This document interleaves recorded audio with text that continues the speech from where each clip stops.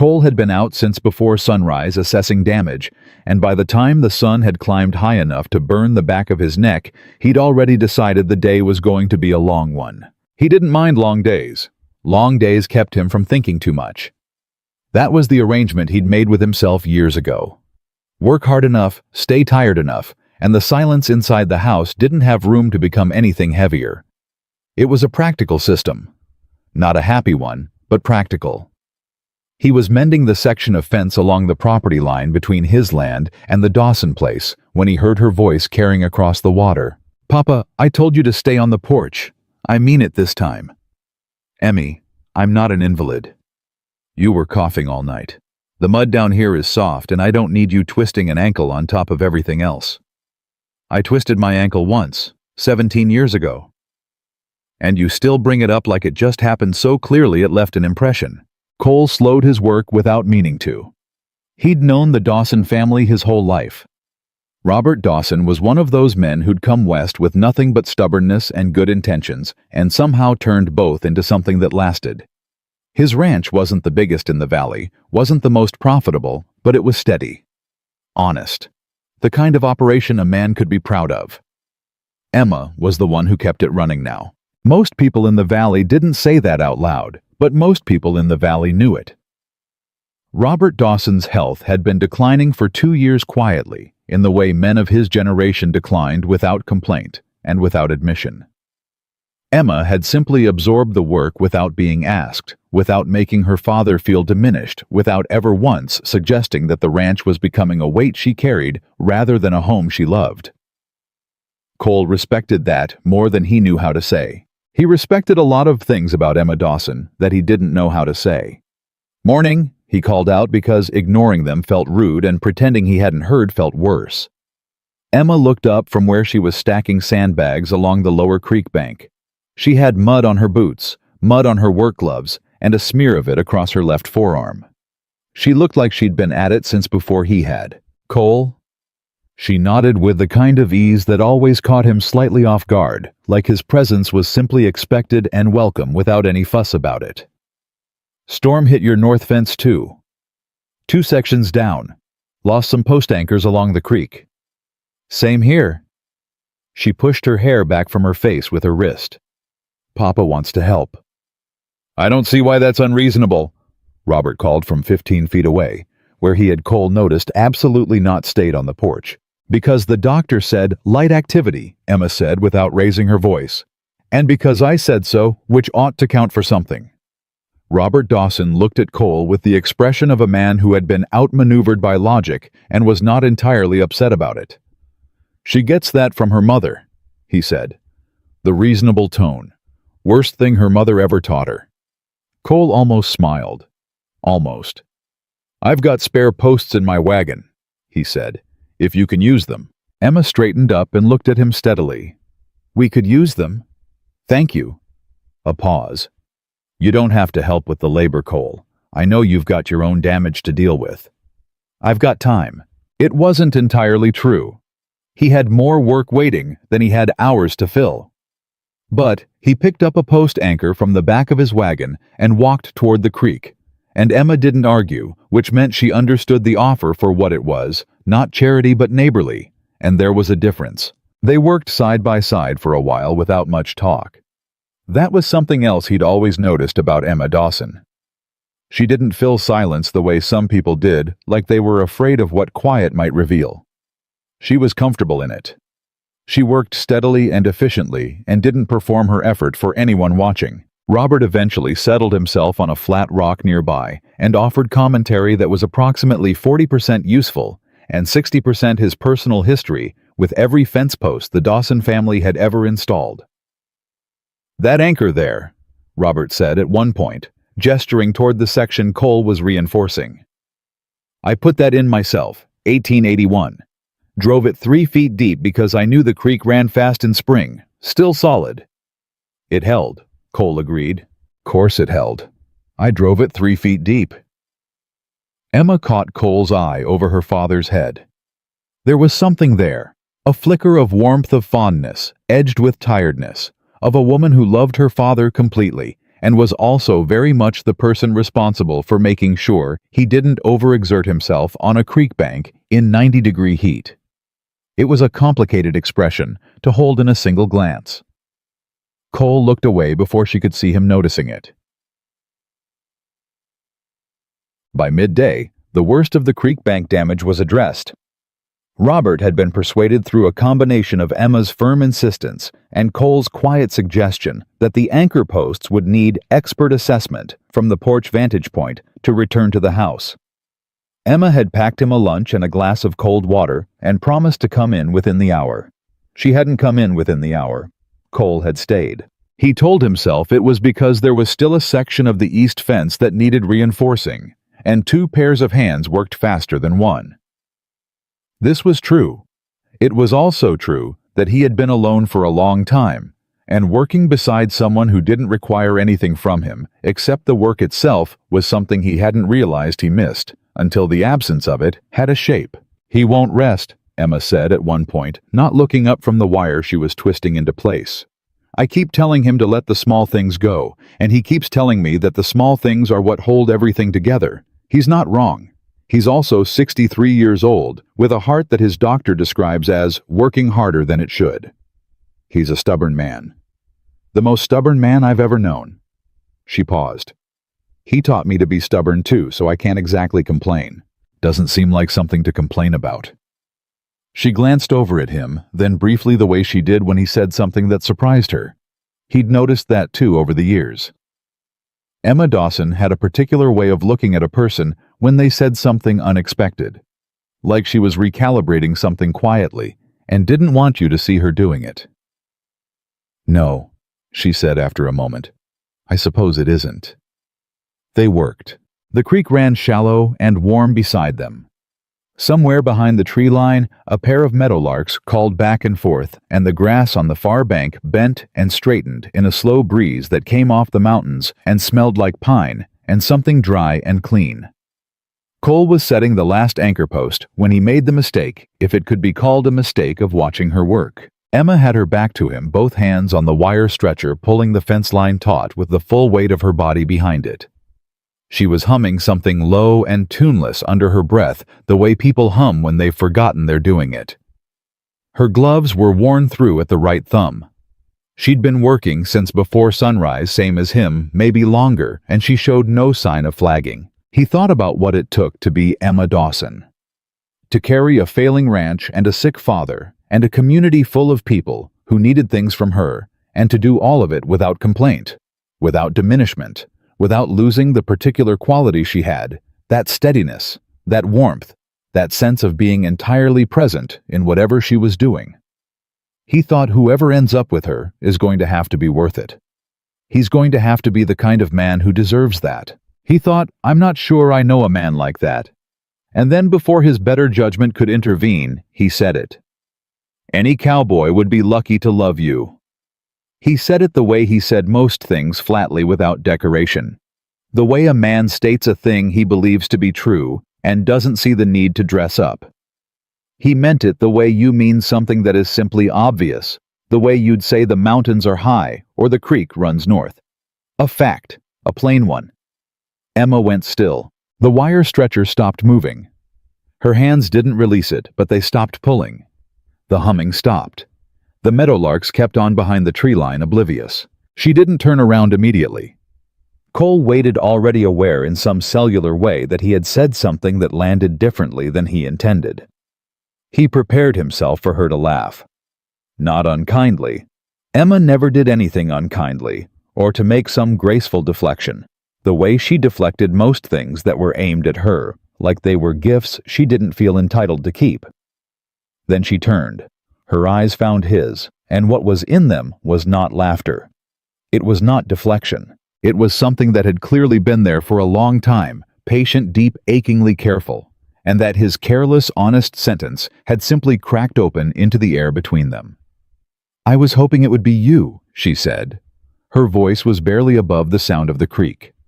Cole Walker opened his mouth. Nothing came out. He was a man who had spent 35 years being fairly confident in his ability to respond to most situations. He had argued down ornery cattle buyers and negotiated with weather and buried 2 good horses and a father who didn't leave instructions for anything. He was not a man who was typically rendered mute by 7 words. These 7 words did it. Emma watched him. Her expression shifted from the raw openness of the confession to something more careful, more measured. The way a woman pulls her coat back around herself after having held it open too long in a cold wind. "I'm sorry," she said. "That wasn't fair of me. Forget I said it." "Emma, you were being kind. I read too much into it. It happens." She turned back to the wire stretcher with a steadiness that Cole recognized as the particular steadiness of someone holding themselves together by sheer force of will. "We've got about another hour of work before this section is done. Emma." "Cole, please." He stood there, the post anchor in one hand, the Wyoming sun pressing down on his shoulders, the meadowlarks still calling completely useless, and he tried to find the words for what was happening inside him. He'd known Emma Dawson for 15 years. He'd watched her grow from a quiet, serious girl into a quiet, serious woman with a spine made of something stronger than most men he'd ever met. He'd brought food to her door the winter the snow came early and the Dawson cattle lost 30 head. She'd brought a pot of coffee and a dry sense of humor to his door. The spring, the creek flooded his lower pasture, and he spent a week thinking the whole enterprise was finished. They'd been neighbors in the particular way that meant something out here, not just property adjacent, but life adjacent.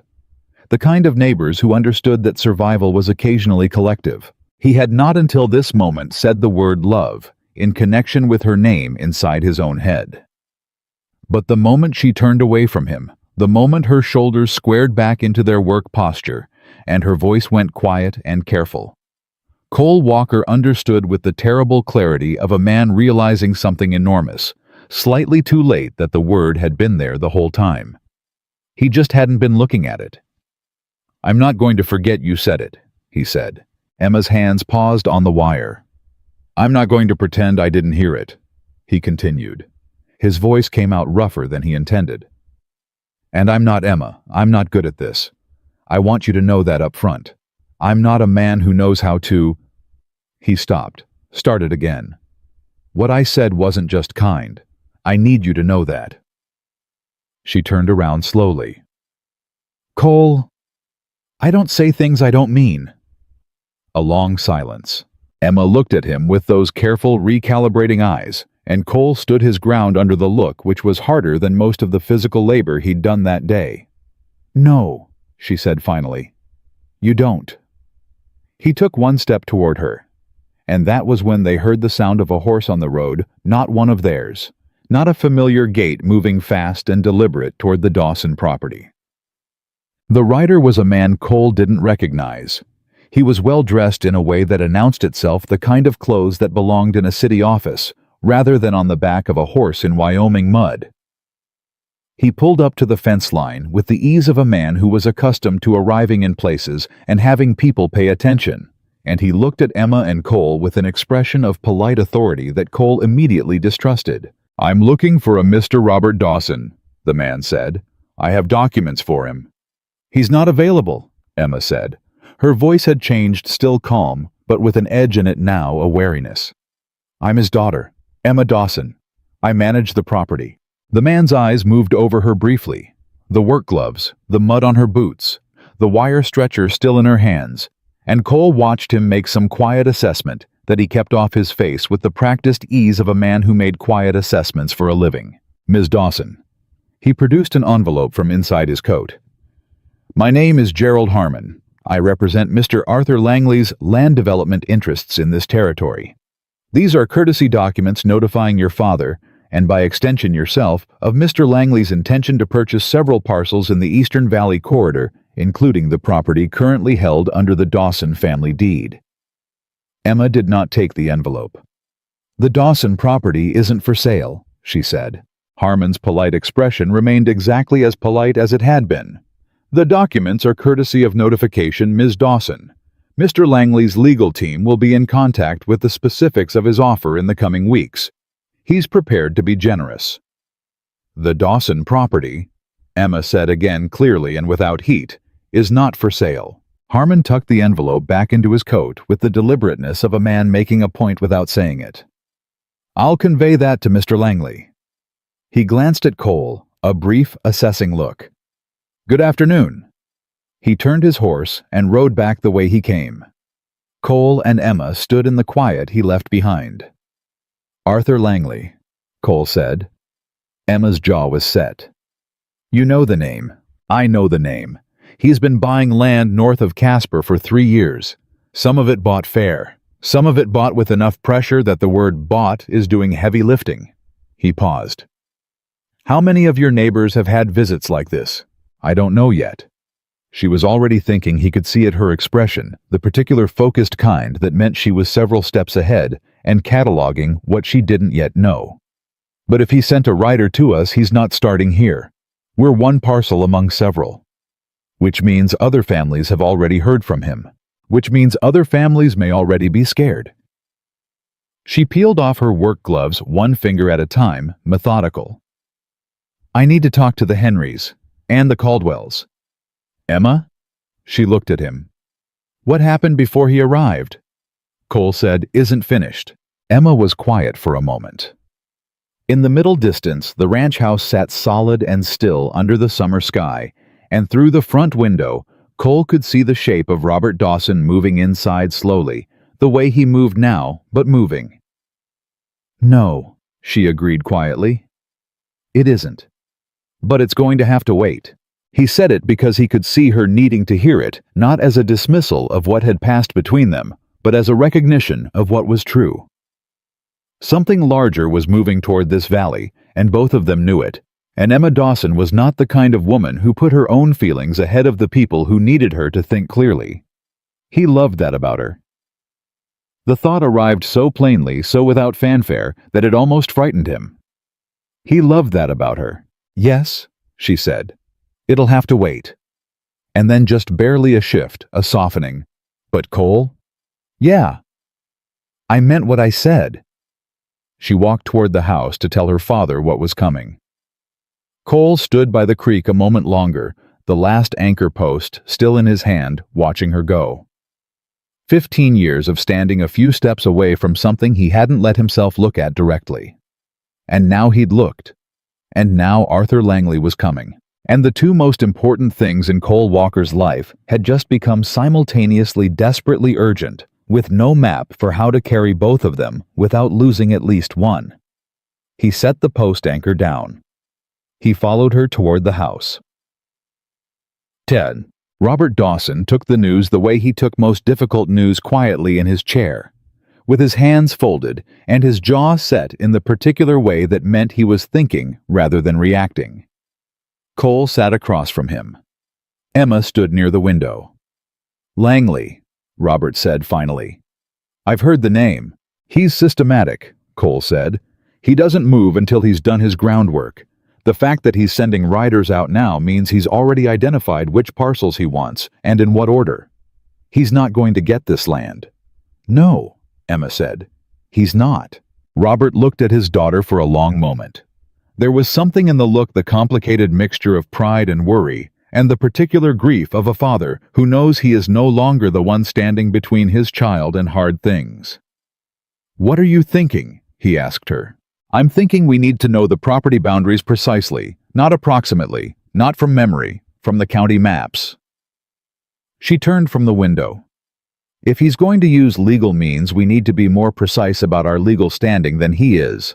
I need to get to the county records office." "That's 3 hours each way," Cole said. "I know how far it is. I'll go with you." Emma looked at him. Robert Dawson looked at him too, with a different quality of attention.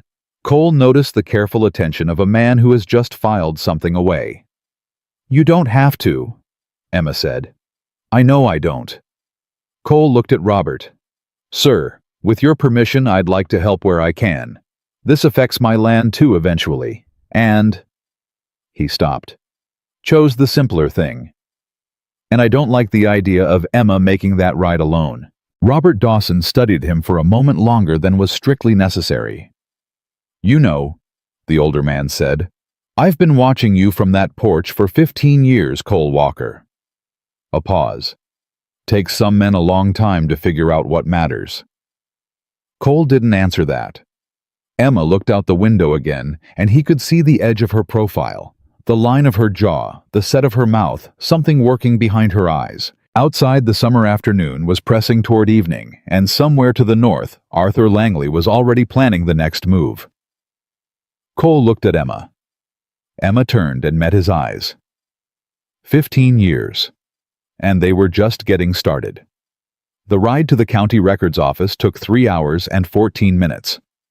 Cole knew because he counted not obsessively, but the way a man counts things when he's trying to keep himself focused on the practical and away from the personal. Emma rode beside him without complaint about the pace, without complaint about the heat, without complaint about anything. She had a leather satchel across her saddle that held a notebook, 2 sharpened pencils, and a copy of the original Dawson land grant her father had dug out of the cedar chest where he kept documents that mattered. She'd made Cole wait 20 minutes while she read every page of it. He hadn't minded the wait. He'd stood in the Dawson doorway while she sat at the kitchen table with the documents spread before her, and he'd watched her read the way she did everything with total unperformed concentration, like the words deserved the full weight of her attention. Her father had fallen asleep in his chair by the fireplace. The house smelled like coffee and pine soap, and something that had always felt when Cole stepped inside it, like the specific gravity of a life built with intention. "There's a boundary notation here," she'd said without looking up. "The eastern line. It references a creek junction that doesn't appear on the standard valley map." "The old Hargrove tributary," Cole said. "It dried up in '83, but it would still appear on the county survey." She'd looked up, then quickly, sharply, the way she looked when something clicked into place. "That's important." "It might be. It's important, Cole. If Langley's team is working from the standard valley map and not the county survey, they may have miscalculated where our boundary actually sits." He'd straightened up from the doorframe. "Then we need the county survey." "Yes," she said. "We do."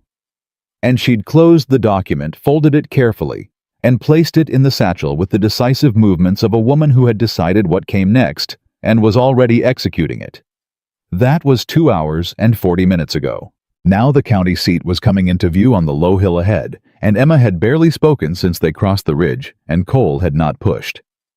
He understood with the particular understanding of a man who also used silence as a working space that she was thinking. Building something in her head, cataloging what she knew against what she needed to know, and mapping the distance between the two. He was doing his own cataloging. What she'd said at the creek hadn't left him. It wasn't the kind of thing that left. It had settled somewhere below the surface of his functioning, not loudly, not in a way that impaired anything but present. A warmth in the wrong season. A thing he'd have to learn how to carry while also carrying everything else. "You're quiet," Emma said. "So are you." "I'm planning." "So am I." She glanced sideways. "What are you planning?" "How to be useful without getting in your way." A pause. Then with a dryness that was entirely her. "That's unusually self-aware for a man who drove 3 fence posts into my south line without asking in '87.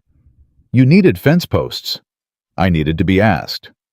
You would have said no. That's not the point." Cole almost smiled. "I know."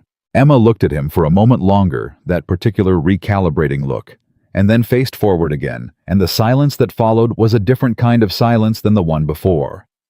Lighter. Like something had been released from it. The county records office was staffed by a clerk named Douglas Pettit, who was approximately 104 years old, and moved like he was preserving his energy for something important that had not yet arrived. He received Emma's request for the original county survey maps with the expression of a man being asked to relocate a mountain and told them to wait. They waited 40 minutes. Cole spent them standing near the window. Emma spent them rereading her father's land grant for the 3rd time, making small notations in her pencil margins, with the focused absorption of someone who had already decided she was going to understand this completely. Douglas Pettit returned with 4 large rolled survey maps and the attitude of a man who had carried them from a great distance through considerable personal sacrifice. He unrolled the first one on the counter and stood back. Emma leaned in immediately. Cole leaned in beside her. The survey was dated 1871 pre-statehood most of the settlement in the Eastern Valley. The property lines were drawn in a different hand than the modern maps with different reference points, and the old Hargrove tributary was there exactly as Cole had said, running a diagonal through the eastern boundary of what was now Dawson land. Emma's finger traced the line. "There," she said quietly. The Dawson eastern boundary, according to the 1871 survey, extended 14 yards farther than the standard valley map suggested. 14 yards that, depending on how Arthur Langley's legal team had drawn their intended acquisition lines, might fall inside or outside his claimed corridor. "It's not enormous," Cole said. "It doesn't need to be enormous. It needs to be accurate." She was already copying the relevant coordinates into her notebook, precise and rapid. If his documents are based on the incorrect boundary, they're legally defective. That doesn't stop him, but it slows him. It gives other families time to check their own surveys. She paused. How many families in the Eastern Corridor, Cole?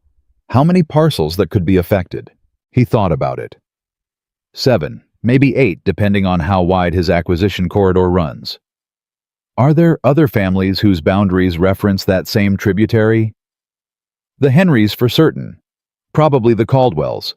Possibly the Mercer widow. Her husband's grant was filed the same year as Dawson. Emma finished her notation and straightened. Her eyes were bright in the way they got when she was holding something she knew mattered. "We need copies of the surveys for all of them." Cole looked at Douglas Pettit, who was already expressing through posture alone that copying 4 survey maps had been sufficient contribution to the afternoon. "Sir," Cole said, "we'll need surveys for the Henry property, the Caldwell property, and the Mercer property as well. Original county records pre-80. Douglas Pettit looked at him. "Please," Emma added. Douglas Pettit went back into the depths of the records room with the energy of a man marching towards something he had not chosen. Cole turned to Emma. She was looking at him with something that surprised him, not the planning look, not the recalibrating look. Something softer than either. "Thank you," she said. "You would have asked him yourself." "I would have, but you said it faster." A pause. "You're good at reading what's needed." He held her gaze for a moment, one moment too long to be purely practical. "So are you." Emma looked back at her notebook and made an unnecessary additional notation that Cole was fairly certain was just something to do with her hands. He looked back at the survey map and pretended he hadn't noticed. They were in the records office for another 2 hours. By the time they rode out with a satchel full of copied surveys and notation pages, the sun was already beginning its descent, and the return ride was going to put them back at the Dawson Ranch close to dark. Emma didn't suggest they turn back early. Neither did Cole. They rode in the long amber light of the late afternoon, and somewhere past the halfway ridge, Emma began talking. Really talking. The kind of talking she didn't do in company. The kind that came out only when she'd been thinking long enough that the thoughts needed somewhere to go. "My father built that ranch alone," she said, "after my mother died. He was 41 years old and he had a 10-year-old daughter and a mortgage and a herd that wasn't big enough, and he kept going. He never once talked about quitting. Not once." She was quiet for a moment. "I learned every single thing I know about not quitting from watching him." "He know that?" Cole asked. "I tell him. He waves it off. Says I would have been stubborn anyway." "He's probably right." "Probably." She smiled, brief real. "He's right about most things. He just doesn't always say them at the right moment." A pause. "He said something to me after you offered to come today. After you went to get the wagon." Cole waited. "He said, 'That man has been watching out for this family for 15 years, and too proud to admit why.'" She kept her eyes on the road ahead. "I didn't know what to say to that." "What did you say?" "I said, 'Papa, the fence posts.'" He laughed for the first time in about 3 weeks. Cole looked at the mountains ahead of them, the last light running gold along the ridgeline, and he thought about 15 years of knowing where her lamp was lit when he rode past in the dark without slowing down. 15 years of finding reasons to come by that were always about something practical. 15 years of a thing he hadn't let himself name because naming it meant wanting it, and wanting it meant the possibility of losing it, and he had already lost enough. "He's not wrong," Cole said. Emma turned to look at him. "Your father," Cole said. "He's not wrong." A silence. Not uncomfortable. Not charged with anything unresolved. Just two people on horseback in the last of the light, with the truth sitting quietly between them for the first time in 15 years, not requiring anything immediate. "No," Emma said. "He usually isn't." They rode on. The trouble was waiting for them at the Caldwell property line. They saw it from the road, a group of men, not ranch hands, with the posture of people conducting business. They expected to be disputed. Frank Caldwell was standing in front of his gate, with his arms crossed, and his two older sons flanking him, and the man doing the talking had the same quality of city-dressed deliberateness as Gerald Harmon. Cole and Emma slowed without discussion. "Same operation," Cole said quietly. "Different property." Emma's voice had gone very even. "He's moving faster than I expected." They pulled up near the gate. Frank Caldwell looked up and something shifted in his expression. Relief, Cole thought, or the particular version of relief that looks like a man seeing reinforcements arrive when he wasn't sure any were coming. "Emma," Frank said. "Cole?" "Frank." Emma's eyes moved to the suited man. "I don't believe we've met." The man, younger than Harmon, with the energy of someone who'd been told he was persuasive, turned toward her with practiced composure. "Ma'am, this is a private property matter. I'm Emma Dawson. My family's property shares a boundary line with the Caldwell land." She reached into the satchel and produced the copied survey. "And based on the county records, I've just retrieved any acquisition claim on the eastern corridor that uses the Standard Valley map as its reference document is working from an incorrect property line. The original 1871 county survey establishes the Caldwell eastern boundary 14 yards east of the commonly referenced point." The man blinked. Frank Caldwell looked at Emma. Emma held the survey out, not aggressively, not theatrically, just with the calm steadiness of a woman who has done the work and knows what the work says. "You're welcome to verify it," she said. "The county records office will be open tomorrow morning. I'd encourage your employer's legal team to do so before submitting any formal acquisition documents, because if they're using the incorrect baseline, any documents already prepared are going to need substantial revision." A silence. The suited man looked at the survey. He did not take it. "I'll convey your concerns to Mr. Langley," he said. "They aren't concerns," Emma said. "They're facts. The boundary is where it is regardless of what Mr. Langley's maps say." The man nodded once stiffly, the nod of someone who has encountered a variable they didn't plan for, and gestured to the two men behind him. They mounted and rode. Frank Caldwell waited until they were out of earshot. Then he said in a voice that was slightly unsteady, "Emma, Lord Almighty, do you have your original land grant, Frank?" "Somewhere. In the house. Get it out tonight. Compare it to this."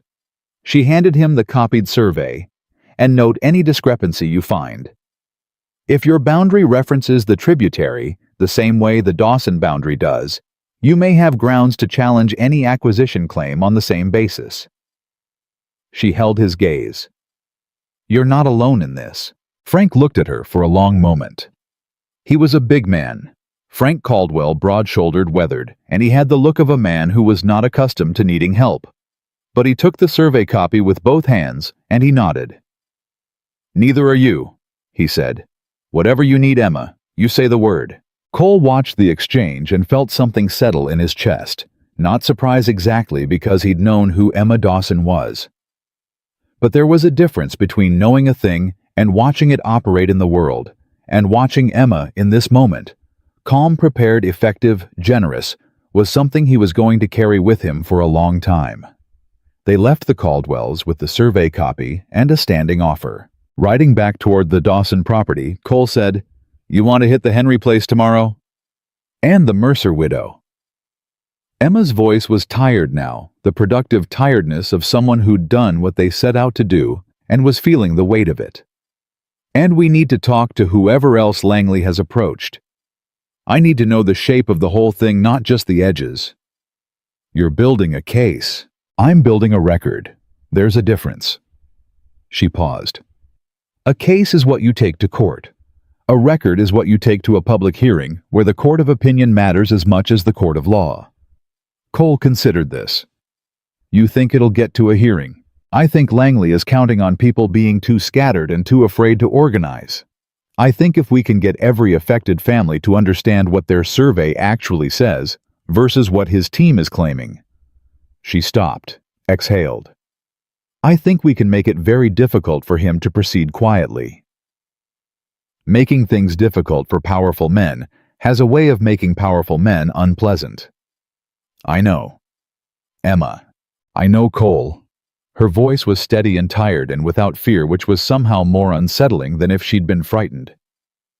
I'm not naive about what this could become, but I'm also not going to hand him the valley because he expected us to be too polite to push back. Cole was quiet for a moment. Then, neither am I. She looked at him. Whatever this becomes, he said, you're not carrying it alone. The words came out plainer than he intended, plainer, and more direct than he was typically comfortable with. But he held her gaze while he said them and didn't take them back. Emma held his gaze in return. In the fading light, her expression was the particular kind of open that cost something to hold. You said that earlier too. Different words, same meaning. I meant it then as well. I know you did. A pause. That's the thing about you, Cole Walker. You mean what you say. Every single time. She looked forward again. It's rarer than you'd think. They were almost back to the Dawson property when they saw the second wagon. Not Langley's men this time. This one was parked outside the gate with a woman in it, elegantly dressed, unmistakably out of place, with the particular posture of someone who was accustomed to arriving places and having those places adjust to her. Cole felt Emma go still beside him. Not with fear, but with the particular stillness of someone who has just recognized the shape of a new complication. The woman in the wagon was young mid-20s and beautiful in a way that was clearly aware of itself, and when she turned at the sound of their approach, her eyes moved first to Cole. They stayed on Cole. Mr. Walker, the woman said with the ease of someone who had been told his name and rehearsed the delivery. I was hoping I might catch you here. I'm Victoria Langley. My father speaks very highly of your property. Cole did not respond immediately. He was watching the way Victoria Langley's eyes had moved over Emma briefly dismissively with the particular quality of someone categorizing and discarding in the same motion. Emma had noticed. He knew she'd noticed because her posture had changed in the nearly imperceptible way it changed when she was making herself not react to something. Miss Langley, Cole said. This is Emma Dawson. This is her family's property. Victoria Langley smiled the smile of someone who understood the correction and was choosing not to receive it. Of course, Miss Dawson. The use of the name was technically polite and entirely dismissive. She returned to Cole. My father is hosting a dinner at the Cheyenne Hotel on Thursday. He'd very much like the opportunity to speak with the major landowners in the valley man-to-man about the opportunity he's offering. I do hope you'll consider attending. Man-to-man, Cole repeated. It's a business discussion. My father finds these conversations more productive in a brief pause, a precise smile, certain company. The silence that followed was the particular kind that has edges. Emma spoke before Cole could. Mr. Langley is welcome to send a formal written communication to any landowner he wishes to speak with, Emma said with a pleasantness that had titanium running through it. Including Mr. Walker. I'll make sure he receives it. A beat.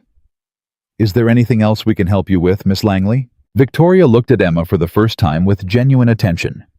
The attention of someone who has just encountered resistance they didn't anticipate from a direction they didn't expect. Something moved behind her eyes. Not respect, not yet, but awareness. No, she said after a moment. I believe that covers it. She picked up her reins.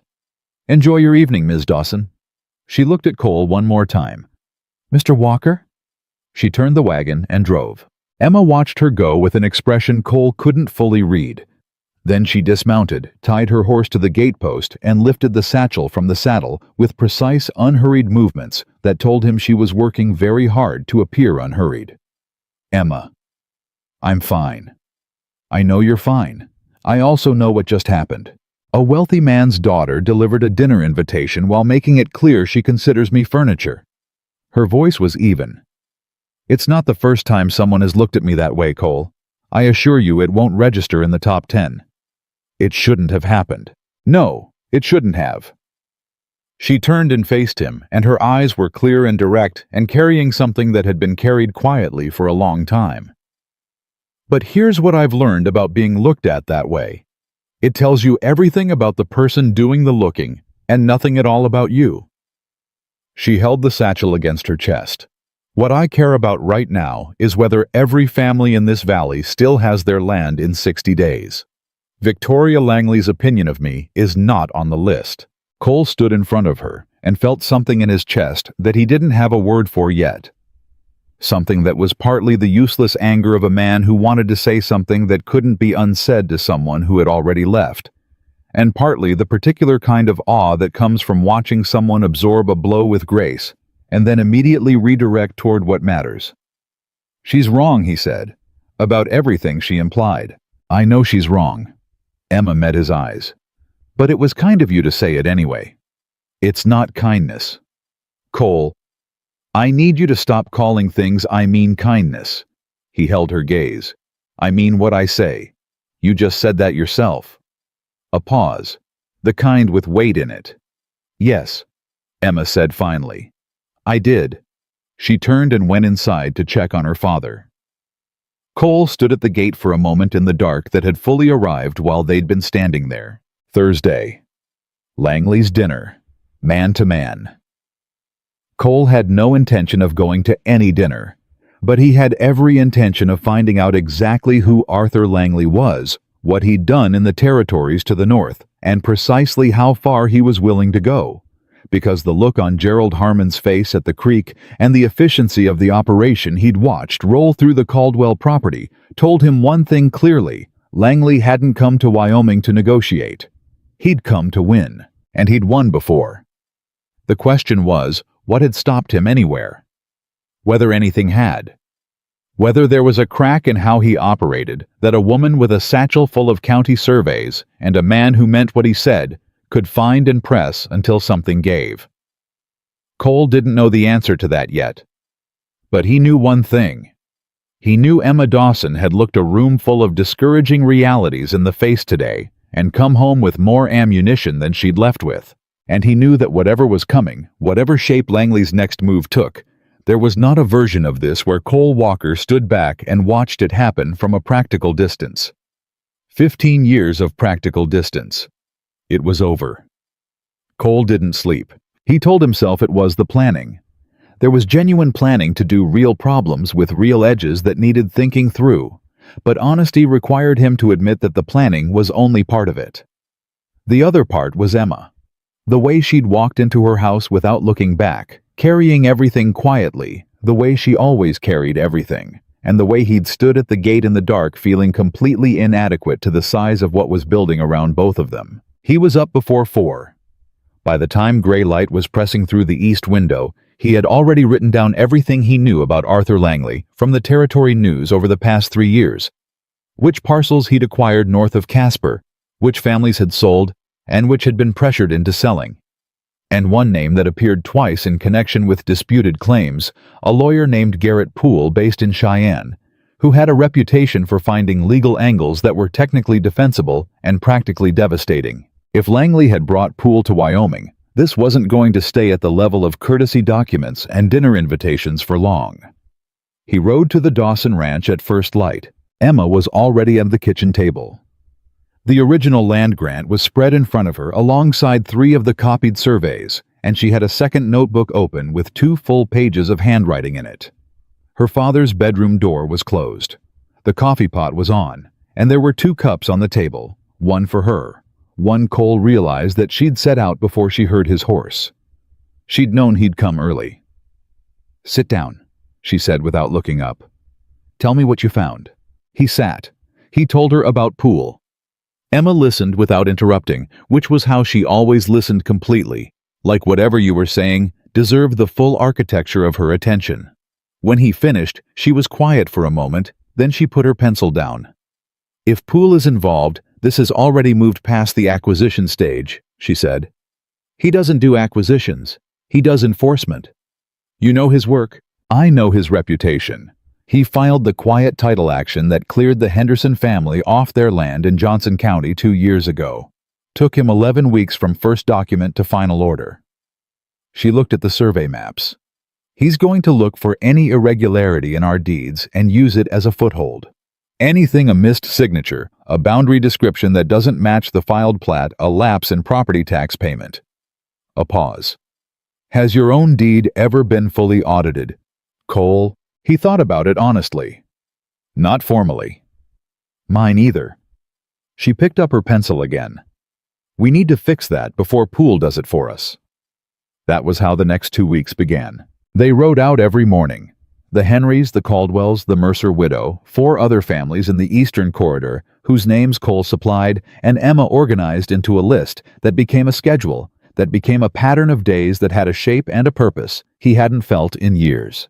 Emma talked to the families. Cole assessed the physical boundaries, walked property lines, identified where the discrepancies were between what families believed they owned and what the 1871 surveys actually showed. Emma translated the discrepancies into language that was precise and documentable, and couldn't be argued with by someone who hadn't done the same work. They worked well together.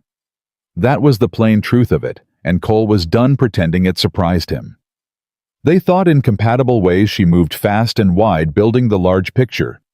He moved slow and deep, verifying the foundations. She caught things he missed because she was looking at the whole. He caught things she missed because he was looking at the parts. Together they didn't miss much. Jedediah Henry told them on the 4th day that a man had come to his gate the morning before and offered him 40 cents on the dollar for his east pasture. Just the east pasture, not the whole ranch. And when Jed had said no, the man had told him that the county was likely to reassess the property boundary in that area, and that the value might drop considerably before long. Emma's expression didn't change. "What did you say?" "I said he had until I counted to 5 to get off my property." Jed scratched the back of his neck. "I only got to 3. "Good. Don't engage with them again. Send any written communications directly to me." She opened her notebook. "The east pasture boundary, show me where the man was standing when he pointed to it." The Mercer widow was harder. Martha Mercer was 61 years old and had been running her late husband's ranch alone for 7 years, and she was frightened in the way that people who have been alone through hard things are frightened, not dramatically, but deep and quiet, like cold water that keeps rising. She had received not 1, but 3 separate visits from Langley's men. The last one had left a document on her kitchen table that she hadn't fully understood and was too proud to ask for help interpreting. Emma read the document at Martha's kitchen table without letting her expression show what she was reading. Cole watched Emma's face anyway. He saw the moment she found what she was looking for. A flicker quickly controlled of something that was closer to anger than anything Emma typically allowed herself. "Mrs. Mercer," Emma said, setting the document down carefully. "This is not a purchase offer. This is a quiet title filing. They're claiming a portion of your east boundary is legally unresolved due to a surveying error in your original deed." Martha Mercer's hands tightened in her lap. "Is it legally unresolved?" Emma looked at the survey copy she'd brought, looked at the filing, looked back at the survey. "No," she said, with a flatness that carried the full weight of certainty. "The error they're referencing is in their document, not your deed. Your boundary is exactly where your husband filed it." She closed her notebook. "I need you to trust me on something, Mrs. Mercer. Do not sign anything. Do not respond to this document yourself. Give it to me." "What will you do with it?" "I'm going to show it to every family in this valley," Emma said, "and then I'm going to show it to the county land commissioner because what this document attempts is not legal acquisition. It's fraud. And I want there to be a record of exactly when it arrived and exactly what it says." Martha Mercer looked at Emma for a long moment. Then she said, "Your mother would have been proud of you." Emma's face did something small and controlled, and then went steady again. "Thank you," she said quietly. "That means a great deal to me." She took the document. On the walk back to the horses, Cole said nothing for a moment. Then, "How many of these have they filed? I don't know yet. But if they've filed one, they've filed others." Her voice was tight with controlled fury. "They're moving simultaneously on multiple properties, trying to overwhelm the response. If every family is dealing with their own fear and their own documents, nobody looks at the full picture. But you're looking at the full picture. That's why we have to keep moving." She put the document in the satchel.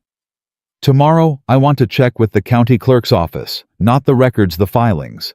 I want to know every quiet title action filed in the past 60 days in the Eastern Corridor." Cole nodded. "I'll go tonight. I know the night clerk." Emma stopped walking. She turned to look at him with an expression that was simultaneously grateful and frustrated. Grateful for him, frustrated that she needed the help, which was a combination he'd come to recognize as specifically Emma. "You don't have to." Emma. He said her name with the particular patience of a man who has said the same thing enough times that he hopes the saying of it will eventually be accepted as settled fact. "Stop finishing that sentence." A beat. "Fine," she said. He almost smiled. "That's the third time you've said fine and meant thank you." The fourth. She turned back toward the horses. "I'm keeping count." He went to the county clerk that night and came back with a number that stopped him cold in the doorway of the Dawson kitchen where Emma and her father were sitting together after supper. 11, he said. Emma put down her coffee cup. 11 quiet title filings, Cole said. In 43 days, every one of them in the Eastern Corridor. Every one of them referencing the same surveying discrepancy as the document they left with Martha Mercer. Robert Dawson set down his coffee cup slowly. "They built this before they arrived," Emma said. It wasn't a question. "Poole must have been here 2 months ago," Cole said, quietly, pulling records identifying which properties had deed language vague enough to attack. He set his own notes on the table. "This isn't opportunistic, Emma. This is a coordinated legal campaign. They came here knowing exactly which properties they were going after and exactly which language they were going to use against them." The room was very quiet. Robert Dawson said, "How many families know about the others?" "None," Emma said. "That's the strategy. Keep each family isolated, dealing with their own fear. Make them think they're the only one, that maybe they have done something wrong, that maybe fighting back isn't worth it." "Then we change that," Robert said. He looked at his daughter steadily. "You know what needs to happen." "A meeting," Emma said. "All the families together, so everyone sees the whole picture at once." Cole watched her think it through, watched the planning move across her face, rapid and structured. Then she said, "Sunday, after church. The Henry barn is big enough. Frank Caldwell can spread the word." Cole said, "I'll ride to the Caldwells tonight." Robert Dawson looked at Cole over the rim of his coffee cup with the expression of a man who was arriving at a conclusion he'd already suspected. "Son," he said, "have you eaten anything today?" Cole thought about it. "Noon." Robert looked at Emma. Emma was already moving toward the stove without being asked. It was the most domestic moment of Cole's recent memory, and it landed somewhere in his chest with a warmth he wasn't prepared for and didn't know what to do with while standing in a kitchen in the middle of a crisis. He ate. He rode to the Caldwells. He got back to his own ranch close to midnight and lay in the dark for an hour before he slept, thinking about Garrett Poole and 11 quiet title filings and Emma's face in the Mercer kitchen when Martha Mercer mentioned her mother. The Sunday meeting drew 23 people to the Henry barn. Cole had expected 12. Emma had hoped for 15. 23 arrived, which told him that Frank Caldwell had not only spread the word, but had done it with enough conviction that people who hadn't planned to come changed their minds. Emma stood at the front of the room without notes. She didn't need them. She had everything in her head, organized, sequenced, weighted by importance, and she delivered it the way she did everything, without performance, without false reassurance, and without softening the parts that needed to be heard hard. She explained the quiet title filings. She showed them Martha Mercer's document alongside the 1871 survey. She explained the discrepancy, explained how Poole had constructed the legal argument. And then, this was the moment, Cole watched the room change. She showed them that the same language appeared in all 11 filings. Word for word. Not 11 separate legal findings. One template applied 11 times to 11 different families who had each been told implicitly or explicitly that their situation was unique. The barn went very still. Then Frank Caldwell said, "They manufactured it." "The surveying error they're citing doesn't exist in the original county records," Emma said. "I've verified it against 4 separate historical surveys. What they've done is create a discrepancy on paper by referencing a property description that predates the 1871 survey without acknowledging the 1871 correction. It's not accidental. It requires deliberate selection of source documents." "That's fraud," said Jed Henry. "It is," Emma said. "But proving it requires a formal proceeding, and that requires someone to bring the evidence to a public hearing." "You," said Martha Mercer from the 3rd row. It wasn't a question. Emma held the room's attention without flinching from it.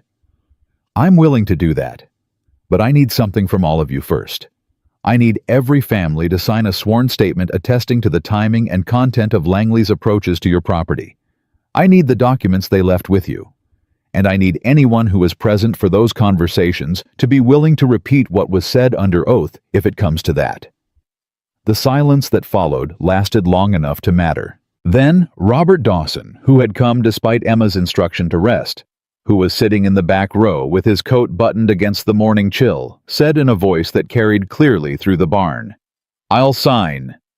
And one by one, like something tipping, the rest of the room followed. Cole stood at the back wall and watched it happen, and felt something he hadn't felt in years, something that was not quite hope and not quite pride, but lived in the neighborhood of both as 23 people in a Wyoming barn decided collectively, and without anyone forcing them, that they weren't going to lose.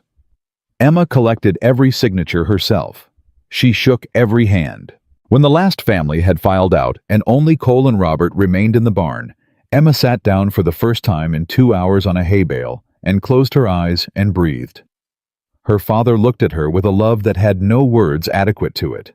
Cole looked at her from across the space and felt it again, that thing he'd been feeling in pieces for 15 years and was only now allowing himself to feel whole.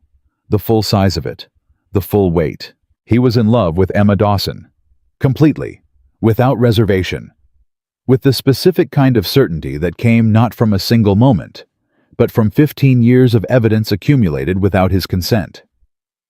"Emma," Robert said softly, "you should rest. I need to organize the statements. Tomorrow." "Papa." "Tomorrow." His voice was gentle and firm in the way of fathers who have learned when to insist. "Tonight you've done enough." Emma opened her eyes. She looked at her father. She looked across the barn at Cole, and the look held the particular quality of exhaustion that was also somehow relief. "All right," she said. "Tomorrow."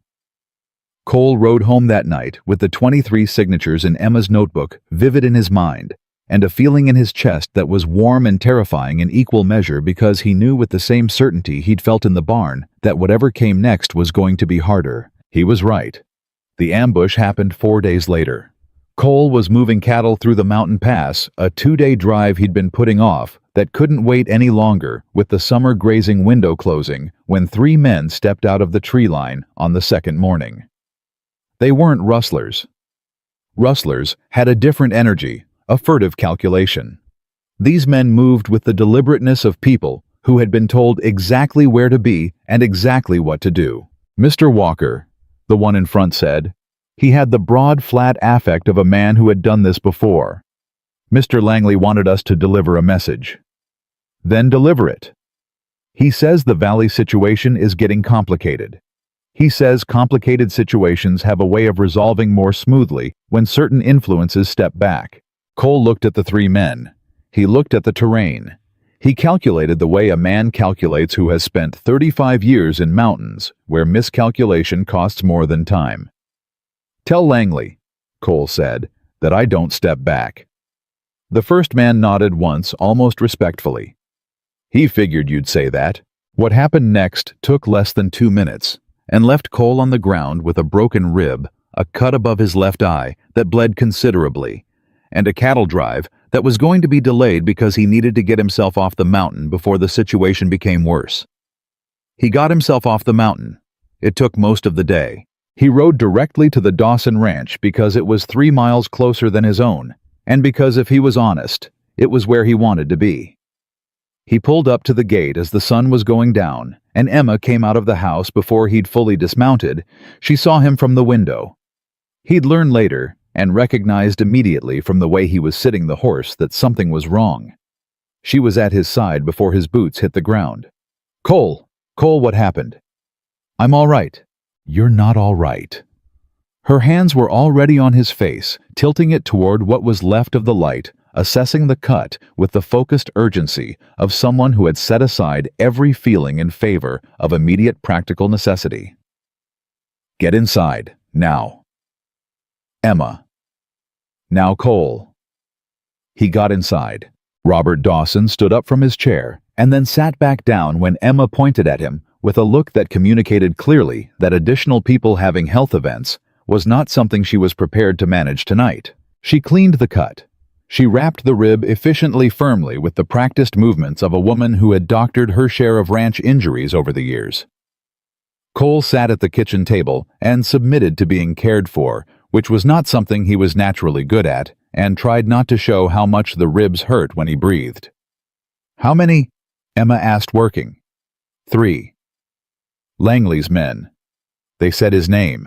Her hands didn't stop moving, but something in them changed. A tightness, a controlled fury that she was metabolizing into the work of bandaging. "He sent men to threaten you physically."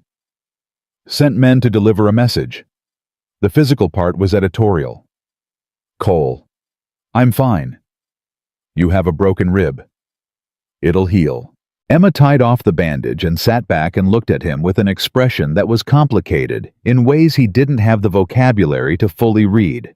Fear, anger, something else underneath both that she was working to keep beneath the surface. "This changes things," she said. "It means we're close to something that frightens him. Men like Langley don't use muscle when they're winning. They use muscle when they're worried. Or when they want to warn you away from the hearing, which means the hearing is worth having." Emma was quiet for a moment. Her father was very quiet in his chair. The fire was going low. "Cole," Emma said, and her voice had come down to the register she used for the things that mattered most. "I need you to be honest with me right now. Always. Are you scared?" He looked at her steadily. The cut above his eye had stopped bleeding. His rib protested every breath. 3 men in a mountain pass had delivered a message on behalf of a man who was accustomed to winning, and Cole Walker was sitting in Emma Dawson's kitchen being asked if he was scared. "Yes," he said. Emma blinked. She hadn't expected that he could tell. "I'm scared of what happens to you," he said. "If we push this to the hearing and it goes wrong. I'm scared of what happens to your father's health if this drags into winter. I'm scared of what Langley's willing to do when legal pressure doesn't work." He held her eyes. "I'm not scared of 3 men in a mountain pass, but I'm scared of the things I can't stand in front of." The kitchen was very quiet. Robert Dawson cleared his throat softly and said he thought he'd go to bed, and the gentle tact of it was so precisely calibrated to the moment that Cole could have thanked him. Emma stayed at the table. She was looking at Cole with the look the one that had been at the creek at the records office in the Mercer kitchen, but larger now, more unguarded, carrying the full weight of whatever she'd been holding quietly and carefully since the afternoon beside the water when she'd told him the truth. "The things you can't stand in front of," she repeated softly. "Yeah, Cole Walker." Her voice was very low. "Do you understand what you are to this valley? To these families who signed that paper because you were at the back of the room?" She leaned forward slightly. "Do you understand what you are to me?" He didn't answer because she wasn't finished. You have spent 15 years helping people quietly, without asking for recognition, without expecting anything back. You drove fence posts into my South Line because I needed them. You rode 3 hours to a county records office because I needed the surveys. You got ambushed on a mountain pass because Langley is afraid of what we're building together. She stopped, steadied herself. And you sat down in that chair and told me you were scared not for yourself, for me, for my father, for people you don't owe anything to. Her eyes were bright. That is not, she said, a man who has any business believing love isn't meant for him. Cole went very still. He hadn't said that out loud. Not to her. Not in those words. Your father, he started. My father has been saying it to me for 2 years, Emma said. I've been waiting for you to figure it out yourself. A pause. I was starting to think I might be waiting quite a while longer. Outside, the Wyoming night was fully dark, and somewhere to the north, Arthur Langley was preparing his next move, and there were 11 families depending on what happened at a public hearing that hadn't been scheduled yet, and Cole Walker was sitting in a kitchen with a broken rib and a cut above his eye. He reached across the table. He put his hand over hers. Emma looked down at their hands, then up at his face. We're going to finish this, he said. The hearing, the evidence, all of it. Yes, she said. We are. And then, she said quietly, and the word held everything neither of them had said yet, and all the time they'd lost, and all the time that was still ahead. We'll have the rest of the conversation. His hand stayed over hers. Outside, the wind came off the mountains and moved through the dark, and neither of them spoke, and it was enough. For now it was enough. But Cole knew, with the cold clarity of a man who has just been reminded that powerful people do not stay patient when their plans are interrupted, that the hearing was coming fast, and what waited on the other side of it was either everything or nothing. And 3 men in a mountain pass had just told him Langley knew it too. The hearing was scheduled for a Thursday. Emma had 12 days. She used all of them. Cole watched her work with the focused intensity of someone who understood at a cellular level that the difference between winning and losing this fight was not passion. Passion, they had plenty of, but precision. Precision in the evidence. Precision in the sequencing. Precision in the language she chose to describe what Langley's team had done, because she knew the room she was walking into, and she knew that the men sitting in judgment of the evidence would be looking for any reason to dismiss it as the complaint of an emotional woman who didn't understand how land law worked. She was going to give them no such reason. The kitchen table disappeared under documents. The original Dawson land grant. The 11 quiet title filings organized chronologically. The 1871 county surveys annotated in Emma's precise handwriting. The sworn statements from 23 Valley families. Martha Mercer's fraudulent filing alongside the original deed that disproved it. A timeline Emma had constructed showing that Garrett Poole had made a quiet trip to the county records office 8 weeks before the first courtesy document arrived at any ranch gate proof documented by the clerk's sign-in log, which Emma had thought to request that the legal strategy had been built in advance. That last piece had come from Cole. He'd remembered the night clerk mentioning an out-of-town attorney requesting historical survey records in early June, and he'd gone back and asked specifically, and the clerk, a methodical man named Patterson, who believed in complete record-keeping with the conviction of a man who had been proven right about it before, had produced a sign-in log with Garrett Poole's name and the date in black ink. When Cole put it on the kitchen table, Emma had looked at it for a long moment without speaking. Then she said, "This is the spine of everything." How so? Because it proves intent, not error, not aggressive acquisition, deliberate premeditated fraud. She looked up.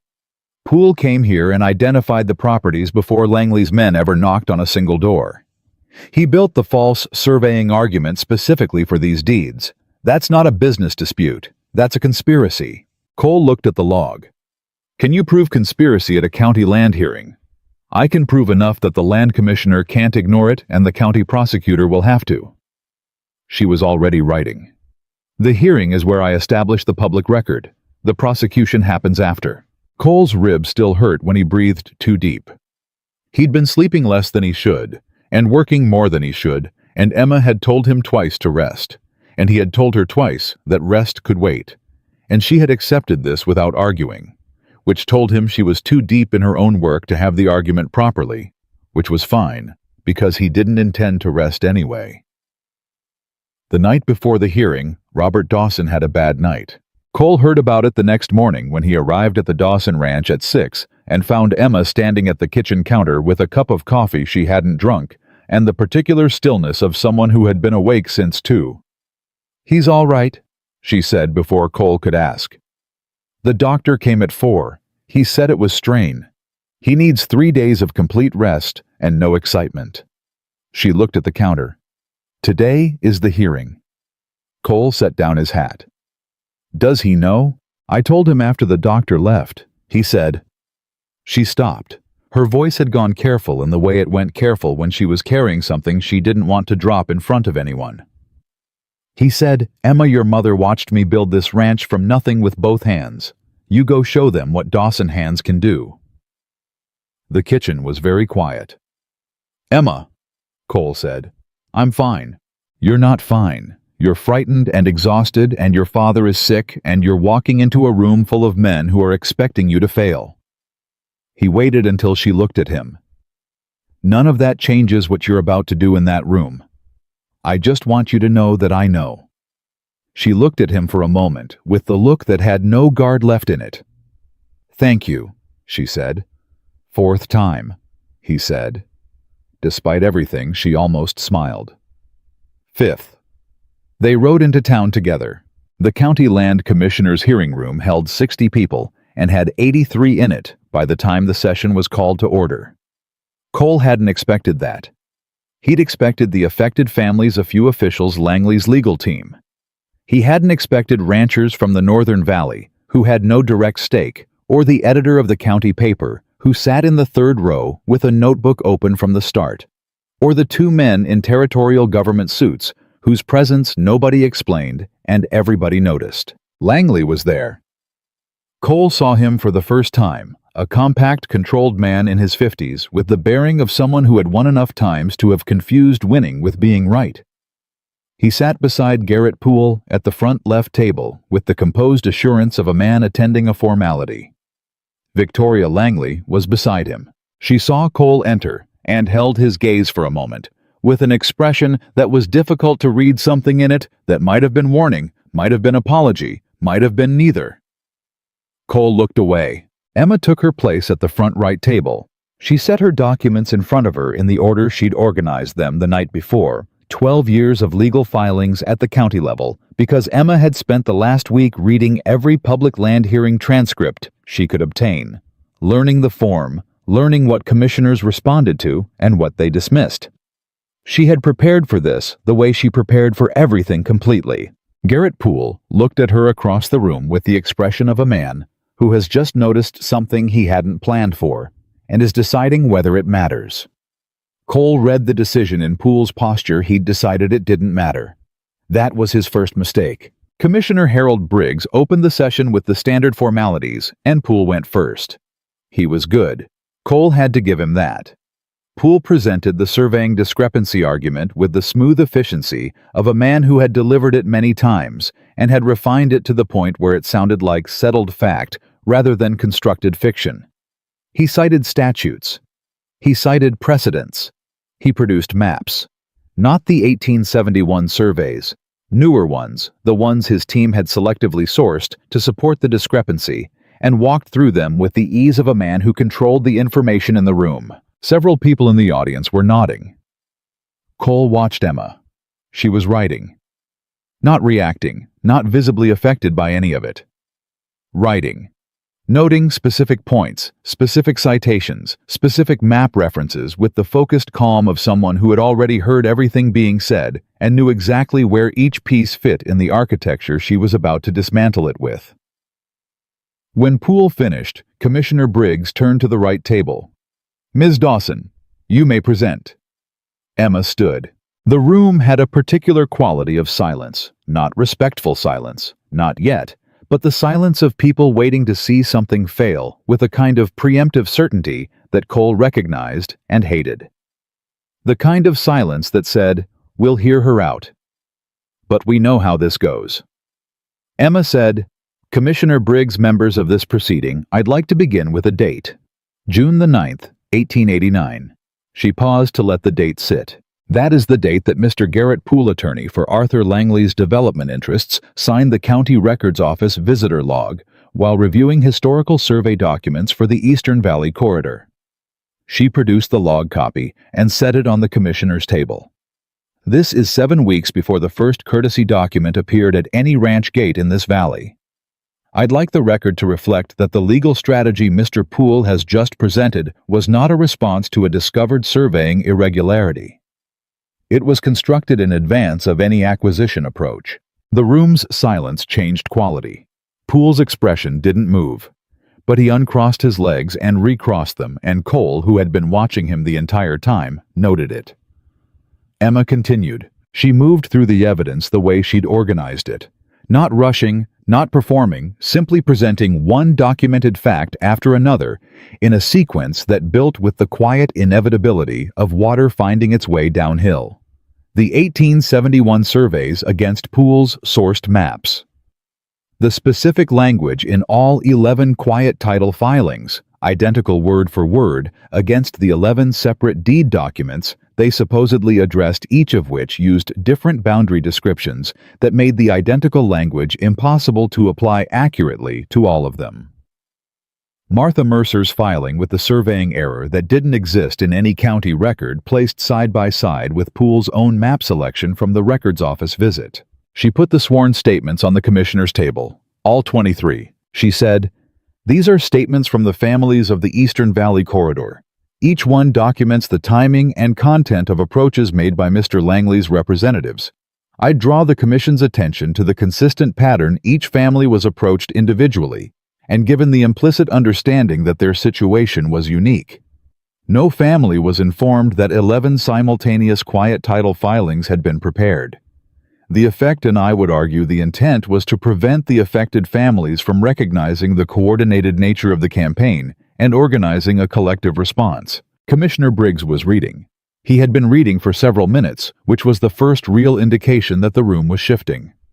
Then Emma said, "I'd like to call a witness." Poole stood. "Commissioner, this is a land hearing, not a trial.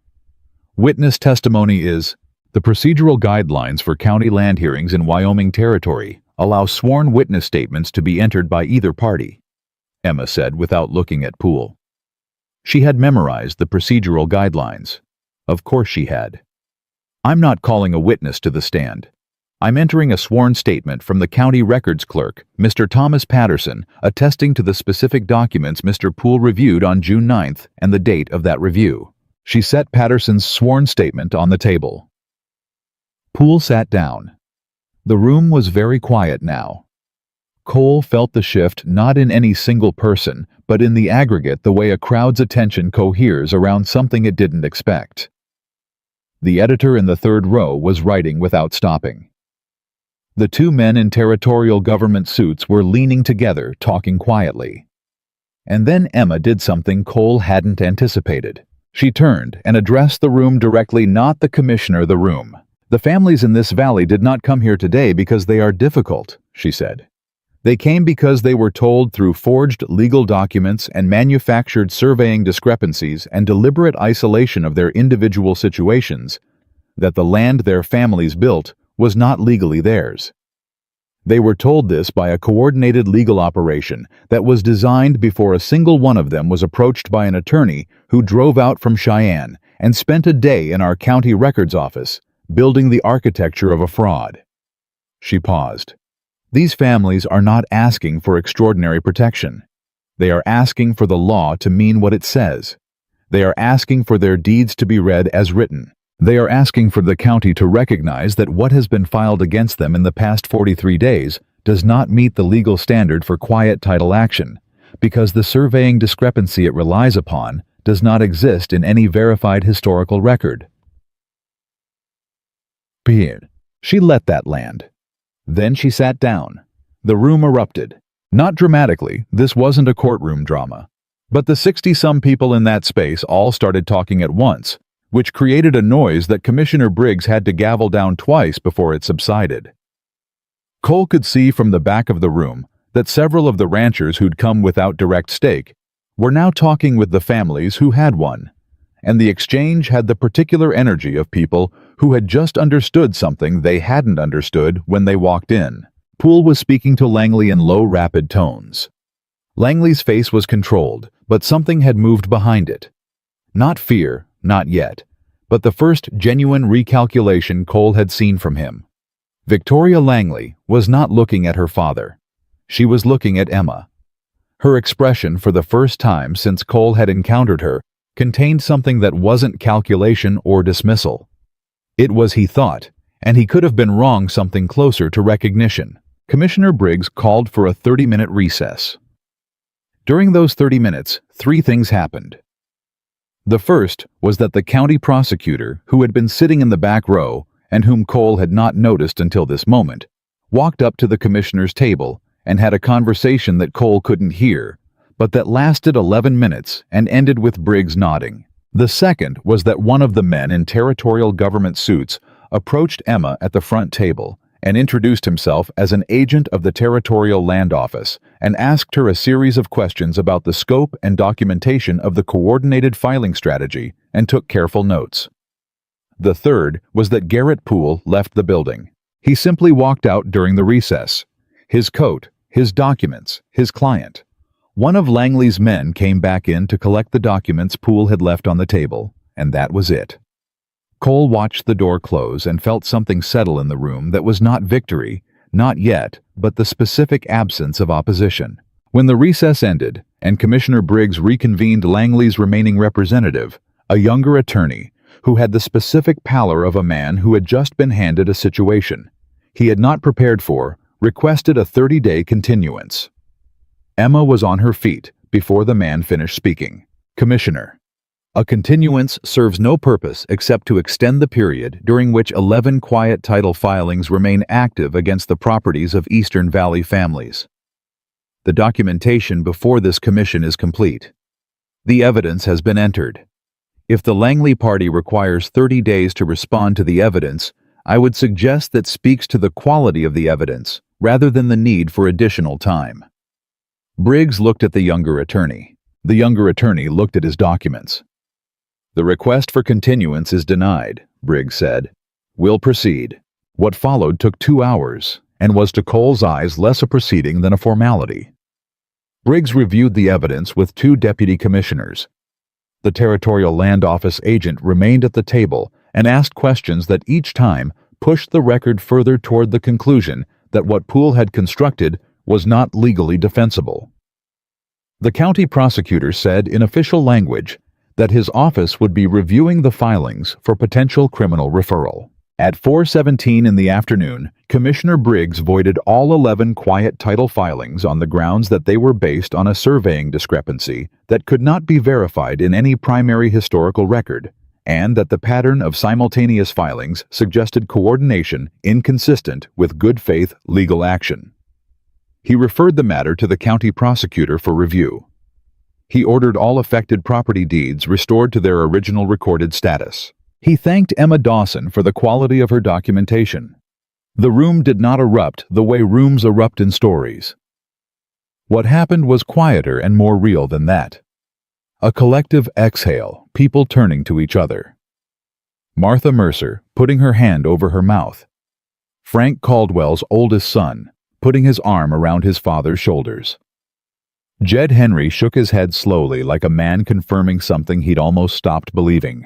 Cole stood at the back of the room and watched Emma accept handshakes and embraces from 23 people whose land had been handed back to them by 4 hours of work she had done in 12 days without a single complaint about the difficulty of it.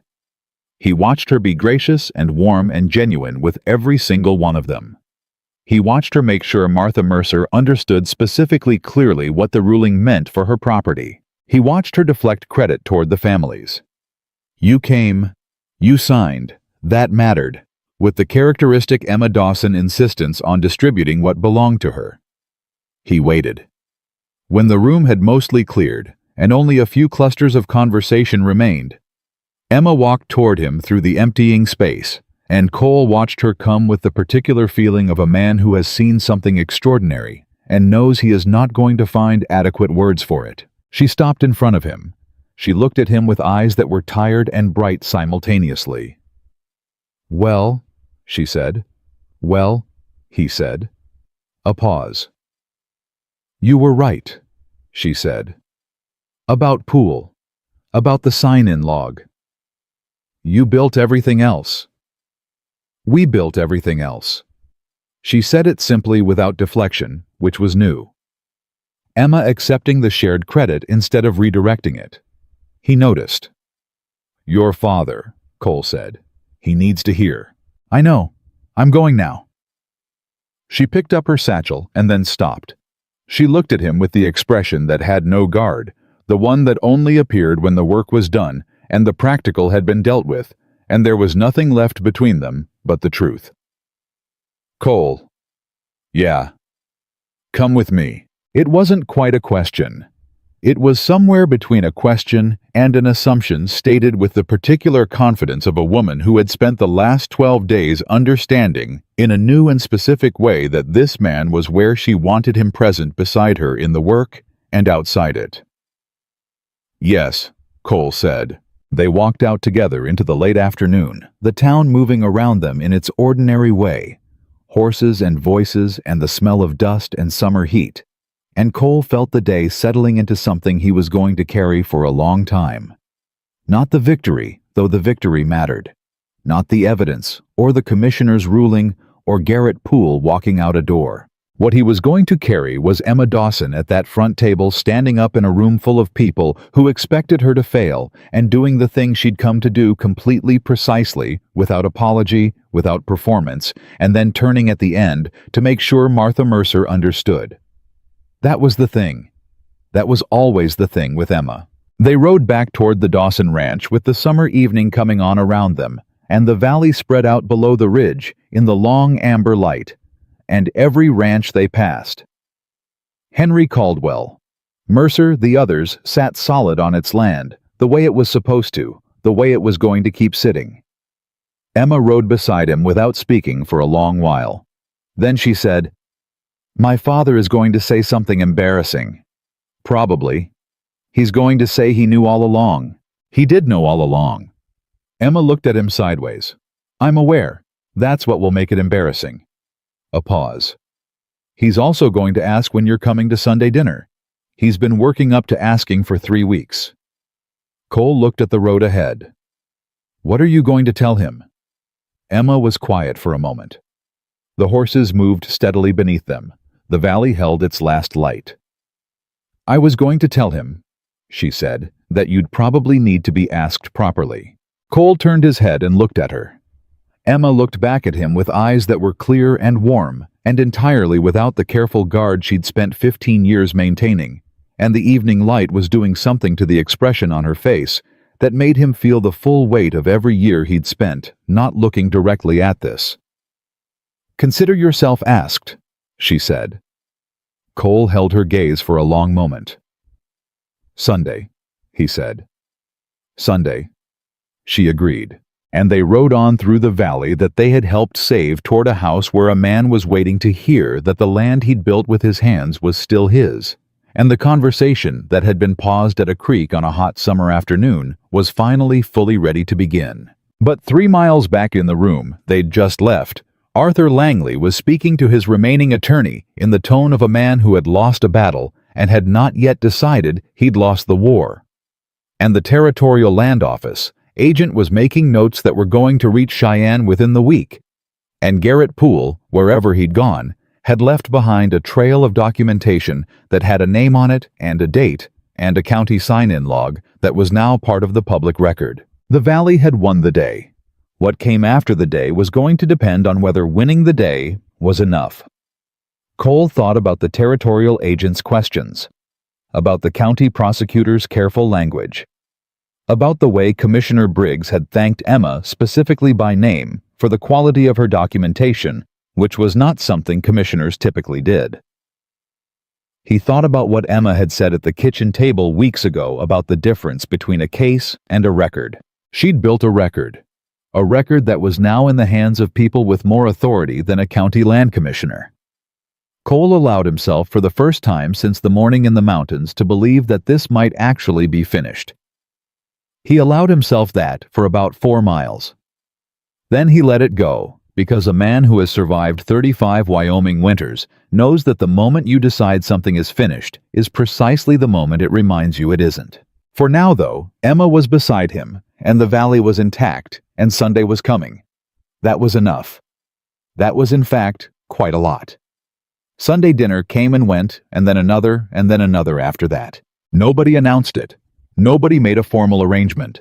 It simply became the shape of the week, Cole arriving at the Dawson Ranch on Sunday afternoon with whatever the ranch had produced that was worth bringing Robert Dawson, asking pointed questions about cattle prices that were really questions about intentions.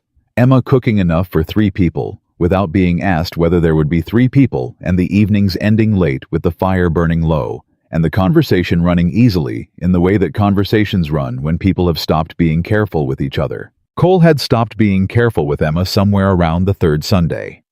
He couldn't have said exactly when.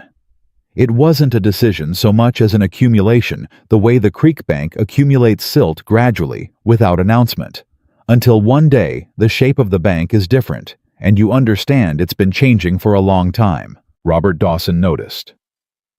Robert Dawson had the grace not to say anything about it, which Cole appreciated, though the older man's expression on Sunday evenings had taken on the specific quality of a man watching something he'd predicted come true, and exercising considerable restraint in not saying so. The Territorial Land Office moved faster than anyone expected. 6 weeks after the hearing, a federal agent arrived in the county with papers that had Arthur Langley's name on them and the territorial prosecutor's seal below it.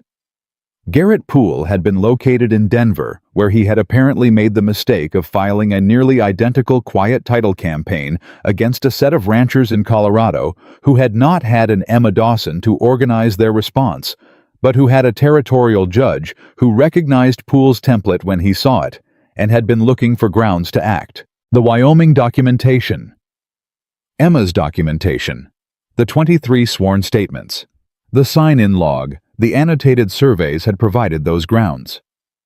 Cole heard it from Frank Caldwell, who heard it from the county clerk, who heard it from the federal agent himself.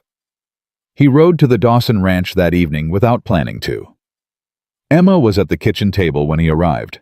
Her father was in his chair. Cole came in and stood in the doorway and said, "Poole's been charged, federal." Robert Dawson closed his eyes briefly. Emma set down her pen.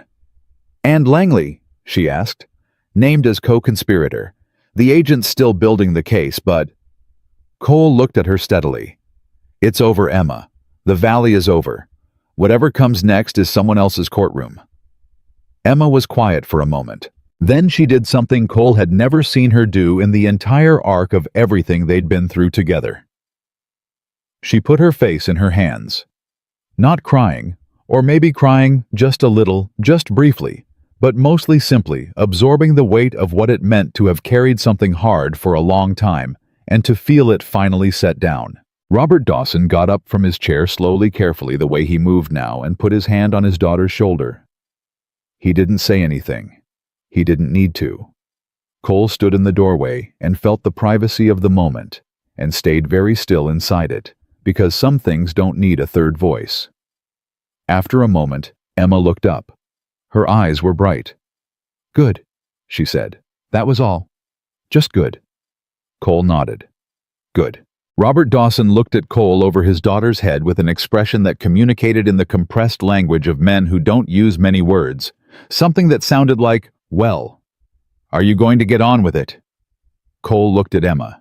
Emma was already picking up her pen because she was Emma, and the moment of vulnerability had been acknowledged and processed, and she was ready to move forward, but her hand wasn't entirely steady on the pen, and she knew he could see that, and she let him see it, which was its own kind of statement. "Stay for supper," she said without looking up. "I plan to," Cole said. Robert Dawson sat back down with the expression of a man whose work in one important respect was done. The Harvest Festival had been a valley tradition for 20 years, held beside the creek on the first Saturday of October, when the summer heat had broken and the season's work was behind them, and there was enough reason to gather that nobody needed an excuse. This year, the gathering had an additional quality, something that wasn't quite celebration and wasn't quite relief, but was both of those things combined with the particular warmth of people who had stood together through something hard and come out the other side intact. 23 families, every one of them there. Martha Mercer had brought 3 pies which Cole privately considered an act of joy expressed in pastry. Jed Henry's youngest daughter was playing fiddle with 2 of the Caldwell boys, and the music had the loose, cheerful energy of people who were playing because they wanted to, rather than because they were supposed to. Frank Caldwell was laughing at something Robert Dawson had said, the full-bodied laugh of a man whose east pasture was still his, and who hadn't laughed like that in months. Robert Dawson was having a good day. He'd been having more of them since the hearing, since the federal charges, since the Sunday dinners had become a fixed point in the week's structure. The doctor had said the stress reduction was measurable. Actually measurable, the kind of thing you could see in a man's color, and his breathing, and the way he moved. Cole thought the Sunday dinners helped too, but he didn't say that, because Robert Dawson would have given him a look that was too knowing to be comfortable. Emma was moving through the gathering the way she always moved through groups of people, not at the center of attention, but somehow present everywhere, making sure Martha Mercer had a place to sit, making sure Jed Henry's wife knew the fiddle playing was exceptional, making sure the children had enough of what they wanted and the older folks had chairs. Giving without accounting for it, the way she'd always given, the way Cole had watched her give for 15 years before he understood what he was watching. He'd been watching her all evening. She knew it.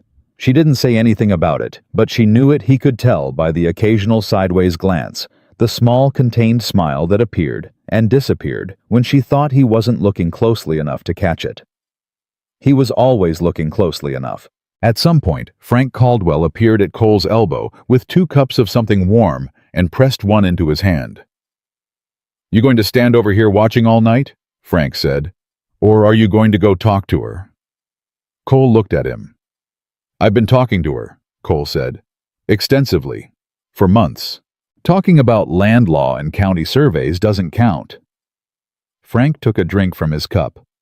"I'm just saying, some of us have been watching you 2 circle each other since approximately 1883, and it's getting to be a long time." 83, Cole said. "That's specific. The year you drove fence posts into her south line without asking." Frank shrugged. "She told my wife. My wife told me. That's how these things work." He looked at Cole with the calm directness of a man who has weathered enough hard things to have no patience for unnecessary delay. "She saved our land, Cole. She did what none of the rest of us had the first idea how to do. And then she went home and made sure her father ate and slept and didn't worry himself to death." He paused. "You know what kind of person does that?" Cole was quiet. "The kind worth not waiting on," Frank said. He walked away. Cole stood with his warm cup and the fiddle music and the sound of 23 families being whole and intact on a Saturday evening in October, and he looked across the gathering at Emma Dawson, who was laughing at something Martha Mercer had just said. A real laugh, unguarded, the kind she didn't perform. And he made a decision that wasn't really a decision so much as an acknowledgement of something he'd already decided without quite saying so to himself. He walked across the gathering toward her. Martha Mercer saw him coming first. Her expression did something that was equal parts warmth and deliberate discretion, and she said something quietly to Emma and excused herself with the tact of a woman who had raised 4 children and understood timing. Emma turned as Cole reached her. "Frank said something to you," she said immediately. "Frank said several things to me." "Was it embarrassing?" "Accurate," Cole said, "which is sometimes the same thing." Emma looked at him with the expression that had no guard, the one he'd first seen fully at the creek, that had appeared and disappeared and appeared again, across the weeks, that was clearer now and more settled, like something that had stopped needing to be careful about itself. "Walk with me," Cole said. Emma glanced back at the gathering. The instinctive check of a woman who had spent years making sure everyone else was settled before she allowed herself anything, and Cole watched her make the conscious decision to let it go. To let someone else notice if Martha needed a chair. To let someone else keep track. "All right," she said. They walked. The creek was a few minutes from the gathering, and the sound of the fiddle followed them a little way, and then fell behind. And the evening was cool and clear, and the kind of October night that smelled like the end of something, and the beginning of something at the same time. Cole knew where he was going. He hadn't planned it, or rather, he hadn't consciously planned it, but his feet knew, and when they stopped, they were standing at the exact place where the fence ran close to the creek bank, where the post anchors had been driven in during a hot summer afternoon that felt like a year ago and also like yesterday. Emma recognized it immediately. She went quiet beside him. "You said you meant what you said," Cole started. "I did. And you said you'd been waiting." "I had." "I need you to know," Cole said, and his voice came out rougher than he intended, the way it always came out when something mattered enough to strip the smoothness from it, "that I wasn't waiting because I didn't feel it. I was waiting because I was afraid of what it meant to feel it. Because the last time I let myself want something, the ranch, the life I'd built, the drought took most of it, and I rebuilt it alone. And somewhere in the rebuilding, I decided alone was safer than the alternative." Emma was very still beside him. "And then you looked at me," he said, "in the middle of a hot afternoon with mud on your boots, and you said 7 words, and I understood that I'd been building the wrong thing for years." "Cole, I'm not finished." He turned to face her fully. "I understand now that 15 years of standing a few steps away from you and finding practical reasons to come by wasn't practicality. It was me knowing somewhere underneath the practicality that this was the thing worth protecting, even if I was too much of a coward to call it by its name." He held her gaze. "I'm calling it by its name now." Emma's eyes were bright in the October dark. "You said that day," Cole continued, "that any cowboy would be lucky to love you. You said it back at me. You were correcting me." "I was agreeing with you," she said, "from a specific angle." "You were hoping it would be me. I was hoping it would be you." No hesitation, no guard. Just the plain truth stated the way she stated everything she believed completely. Cole reached into his coat pocket. He'd had it for 3 weeks. He'd gotten it from a jeweler in town the week after the third Sunday dinner on a Tuesday afternoon when he had no particular reason to be in town, except that he'd been in town and the jeweler's window had a ring in it that was simple and well-made and not ostentatious, and he'd stood outside the window for approximately 4 minutes before going in, which was 3 minutes and 50 seconds longer than he needed. He held it out.